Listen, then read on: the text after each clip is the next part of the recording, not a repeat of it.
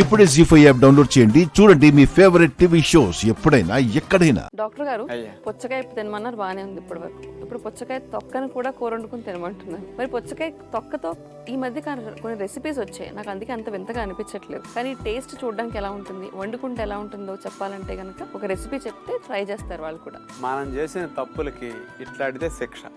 అన్ని పీచు పదార్థాలు చెక్కేసేసి తెల్లటి తిన్నాం, రోగాలు రావాల్సినవి వచ్చినాయి. ఇప్పుడు వరకు పుచ్చకాయ ఎరుపు తిన్నాం, తెల్లడితే పారేసాం. మరి ఇక్కడి నుంచి ఏం చేయాలి? ఎరుపుతో పాటు తెల్లది కూడా తినాలి. అంతే. పీచు పదార్థాల లోపం వల్ల గుడ్ బ్యాక్టీరియాలు తగ్గిపోయి చెడ్డై పెరిగిపోతాయి. అందుకని పుచ్చకాయ తొక్కల్ని ముక్కలు కట్ చేసి మంచి మన పద్ధతిలో కర్రీ చేస్తే కూడా న్యాచురోపతి 0 క్యాలరీ కర్రీ. అసలు పుచ్చకాయ ఎరుపులోనే క్యాలరీలు తక్కువ, ఇక తొక్కలో తెల్ల దాంట్లో ఏముంటాయమ్మా. అందుకని కేజీ కూర తిన్నా ఒక 2-3 అంకెల క్యాలరీస్ కూడా రావు. కాబట్టి అలాంటి కూర ఎలా ఉండదామో చూద్దాం. పుచ్చకాయ ఫ్రై తయారు చేయడానికి కావాల్సిన పదార్థాలు: పుచ్చకాయ తొక్కలు 4, వేపించిన వేరుశెనగ పప్పులు 1/2 కప్పు, శనగపప్పు 2 టేబుల్ స్పూన్లు, ధనియాలు 1 టేబుల్ స్పూను, జీలకర్ర 1 టేబుల్ స్పూను, నిమ్మరసం 1 టేబుల్ స్పూన్, తేనె 1 టేబుల్ స్పూన్, మేగడ 1 టేబుల్ స్పూన్, ఎండుమిరపకాయలు 2, కరివేపాకు కొద్దిగా, పసుపు కొద్దిగా. ముందుగా మనం పుచ్చకాయ ముక్కల్ని తినేసిన తర్వాత పారేసే తొక్కల్ని పారేయకుండా వాటిని తీసుకుని పైనుండే ఆ గ్రీన్ని తొలగించేస్తాం. లోపల ఎరుపు తినగా మిగిలిన తెలుపు లాంటి ముక్కల్ని తీసుకుని చిన్న చిన్నగా ఫ్రైకి అనుకూలంగా అట్లా ముక్కలు కట్ చేసుకుంటాం. నీటి శాతం ఎక్కువ కాబట్టి ముక్కలు కొంచెం పెద్ద సైజు ఉన్నా కూడా ఫ్రై బాగుంటాయి. ఒక చిన్న సైజు ప్రెషర్ కుక్కర్ పెట్టేసి అందులో నీళ్లు పోసేస్తాం. ఆ నీళ్లలో ఈ ముక్కలు చప్పదనం లేకుండా కొద్దిగా తేనె వేసేస్తాం, కొద్దిగా నిమ్మరసం. తేనె నిమ్మరసం కాంబినేషన్ వల్ల ఉప్పు లేని లోటు లేకుండా ముక్కలు కమ్మగా మారతాయి. దీంట్లో కొద్దిగా పసుపు, ఈ 3 వేసేసి ఆ నీళ్లలో కట్ చేసుకున్న పుచ్చకాయ తొక్క ముక్కలను మనం వేసేసి మూత పెట్టేసి 2-3 విజిల్స్ వచ్చే వరకు ఆ ముక్కలను ఉడకనివ్వాలి. ఇక ఫ్రైకి మనం మసాలా రెడీ చేసుకుంటున్నాం. ఒక చిన్న బాండీ పెట్టేసి అందులో ధనియాలు, కరివేపాకు, ఎండుమిరపకాయ ముక్కలు, జీలకర్ర, అలాగే పచ్చిశనగపప్పు, వీటన్నిటిని సన్నసెక మీద దోరగా కదుపుకుంటూ అట్లా వేగనివ్వాలి. కొద్దిగా వాటిని చల్లారనిచ్చి మిక్సీ జార్లో వేసేసి మొత్తగా పొడి చేసి మనం పక్కన పెట్టుకుంటాం. మిక్సీ జార్లో పొడి నలిగిన తర్వాత ఇందులో వేపించిన వేరుశెనగ పప్పులు కూడా వేసేసి మిక్సీ తిప్పేస్తే మసాలా పొడి సిద్ధమవుతుంది. ప్రెషర్ కుక్కర్ తీసేసి ఉడికించిన పుచ్చకాయ తొక్క ముక్కల్ని ఫిల్టర్లో పోసేస్తే నీళ్ళన్నీ కారిపోతాయి. ఇక ఫ్రైకి ఒక పాత్ర పెట్టేసి అందులో మేగడ వేసేసి దాంట్లో కొద్దిగా జీలకర్ర, ఎండుమిరపకాయ ముక్కలు, కరివేపాకు, వీటన్నిటిని మేగడలో దోరగా వేగనివ్వాలి. వేగిన తర్వాత ఉడికించిన పుచ్చకాయ తొక్క ముక్కలను అందులో వేసేసి మంట కొద్దిగా మీడియంలో పెట్టి దగ్గరుండి కదుపుకుంటుంటే పుచ్చకాయ తొక్క ముక్కల్లో ఉన్న నీటి శాతం కూడా తగ్గిపోతుంది అన్నమాట. పొడి పొడిగా రావటం కోసం అలా కదుపుకుంటూ సన్నశాఖ మీద వేగనివ్వాలి. ఒక 5-6 నిమిషాల్లో పుచ్చకాయ ముక్కల్లో నీటి శాతం తగ్గుతుంది. పైనక ఏదైతే మనం మసాలా పొడి సిద్ధం చేసుకున్నాం ఫ్రైకి అది చల్లేస్తాం. ఫైనల్గా కొత్తిమీర చల్లేసి దింపేస్తాం. అంటే ఇది క్యాలరీస్ లేకుండా పుచ్చకాయ తొక్క ముక్కల ఫ్రై చాలా బాగుంటుంది. డాక్టర్ గారు, మరి బరువు ఎక్కువ ఉన్న వాళ్ళు మోకాళ్ళ నొప్పులతో ఎక్కువ బాధపడుతూ ఉంటారు కదా, వీళ్ళకి మోకాళ్ళ నొప్పులు ఉన్నాయి అని చెప్పి ఆ నెపంతో అసలు ఎక్సర్సైజ్ చేయలేమండి, నొప్పులు ఉన్నాయని చెప్తారు. మరి వీళ్ళు బరువు తగ్గాలి, అలాగే మోకాళ్ళ నొప్పులు ఎక్కువ అవ్వకూడదు, అలాంటి వ్యాయామాలు ఏమైనా ఉన్నాయండి? మోకాళ్ళ నొప్పులతో బాధపడేవారు మోకాళ్ళ మీద భారం పడకుండా బరువుని కొవ్వుని కరిగించడానికి కొన్ని వ్యాయామాలు ఉంటాయమ్మా. వాటి వల్ల ఏమవుతుందంటే వీళ్ళు బరువు తగ్గితే మోకాళ్ళ మీద స్ట్రెయిన్ తగ్గి పెయిన్ కూడా కొంత ఆటోమేటిక్గా తగ్గుతూ ఉంటుంది. మరి అలాంటి 4 రకాల వ్యాయామాలు మోకాళ్ళ నొప్పులు ఉన్నవారు ఏం చేస్తే మంచిదో చూడండి. మోకాళ్ళ మీద భారం పడకుండా బరువు తగ్గించడానికి ఉపయోగపడే స్పెషల్ వ్యాయామాలు ఈరోజు చూడబోతున్నాం. ముందుగా స్ట్రైట్గా నుంచుని నడుము మీద చేతులు పెట్టుకుని 2 కాళ్ళ మధ్యలో ఒక అడుగు దూరం ఉండేటట్లుగా నుంచోవాలి. ఇప్పుడు చూడండి, ఎడం కాళ్ళ మీద నుంచుని కుడికాల్ని లేపిన దగ్గర నుంచి అట్లా కుడివైపుకి తీసుకెళ్ళాలి.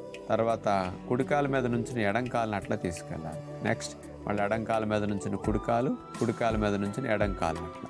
తొడలు, సీటు భాగము, గజ్జల భాగాల్లో ఉండే కొవ్వు ఇవన్నీ తగ్గటానికి ఇది బాగా ఉపయోగపడుతుంది. కానీ మోకాల మీద ఎక్కువ బరువు పడకుండా ఆ భాగాల్లో ఫ్యాట్ తగ్గడానికి వ్యాయామం బాగా ఉపయోగపడుతుంది. ఇట్లా ఒక 10-15 సార్లు చేయగలిగితే బాగుంటుంది.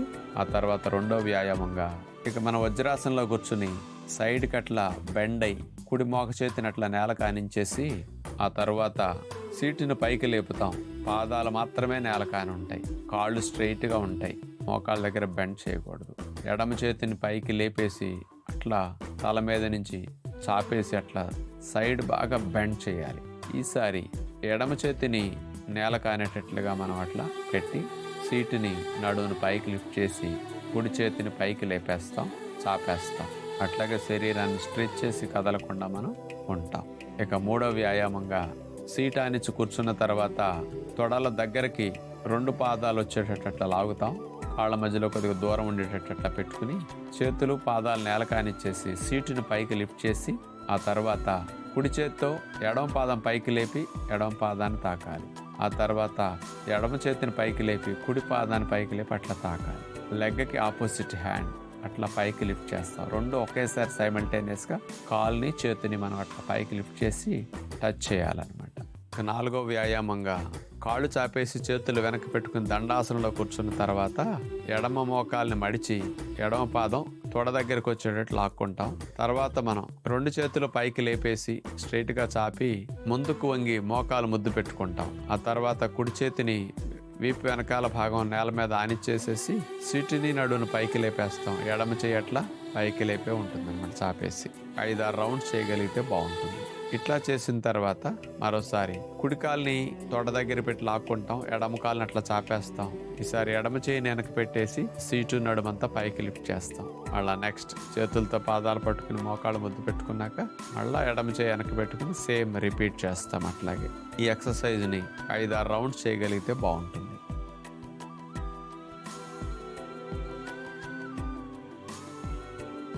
డాక్టర్ గారు, అయ్యా, మరి ఆహారం తీసుకుంటున్నప్పుడు ఆహారం గొంతులో అడ్డుపడితే కష్టం అని చెప్పేసి నీళ్ళు అనేవి పెట్టుకుంటూ ఉంటారు. సాధారణంగా గ్లాసుకు మించి ఎవరు మంచినీళ్ళు తాగరు భోజనం చేసేటప్పుడు. అసలు అవి కూడా భోజనం చేసేటప్పుడు చేసిన తర్వాత ఎందుకు తాగకూడదు అంటున్నారు మీరు? మన ఆహారాన్ని అరిగించడానికి పొట్లో హైడ్రోక్లోరిక్ యాసిడ్ అనే ఘాటైన ఆమ్లం తయారవుతుంది. ఆ యాసిడ్ ఘాటు 0.8 to 1.2 pH మధ్యలో ఉంటుంది. నెంబర్ ఎంత తక్కువ ఉంటే ఘాట్ అంత ఎక్కువ ఉందని అర్థం. యావరేజ్ ఉండాల్సింది 1 pH అనుకోండి. అంత ఘాటైన యాసిడ్ ఎందుకు అంటే మన తిన్న మెతుకులు ముక్కలు పిండి అవటానికి ఆ యాసిడ్ ఘాట్లో పడితే అయిపోతాయి. ఆహారం ద్వారా నోట్లోకి క్రిములు ఏమైనా వెళ్ళినాయి అనుకోండి, పొట్టలోకి వెళతాయి. పొట్టలో నుంచి బ్లడ్లోకి వెళితే ఇక ఇంట్లోకి దొంగ చేరినట్టే. అందుకని లోపలికి బ్లడ్లోకి చేరకుండా పొట్టలో ఫైనల్ సెక్యూరిటీ ఫోర్స్ లాగా యాసిడ్ ఉంటుంది. ఆ యాసిడ్ ఘాటుకి ఈ క్రిములన్నీ మాడి మసైపోతాయి. ఈ 2 రకాల లాభాలు యాసిడ్ వల్ల మనకు అవసరం. మరి మనకున్న అవగాహన లోపం కారణంగా ఆ యాసిడ్ ఘాట్ని పలచగా చేసేస్తున్నాం. ఏమేం పనుల ద్వారా? ఫస్ట్ చేసే వేస్ట్ పని, తినేటప్పుడు నీళ్ళు తాగేయటం. ఒక 400-500 ml యాసిడ్ ఊరింది మీరు తిన్న ఆహారాన్ని అరిగించడానికి. ఆ 400-500 ml యాసిడ్కి 1 గ్లాసు నీళ్లు పోసారు. ఆ నీళ్లు వెళ్ళి యాసిడ్ కలిసి యాసిడ్ ఘాటు దగ్గర 2కి వెళ్ళిపోతుంది. అంటే యావరేజ్న 1 pH ఉండాల్సిందల్లా 2 అయిపోతుంది. నెంబర్ పెరిగితే ఘాటు తగ్గినట్టు. జీ5 యాప్ డౌన్లోడ్ చేసి అన్ని ఎపిసోడ్స్ పూర్తి ఉచితంగా చూడండి.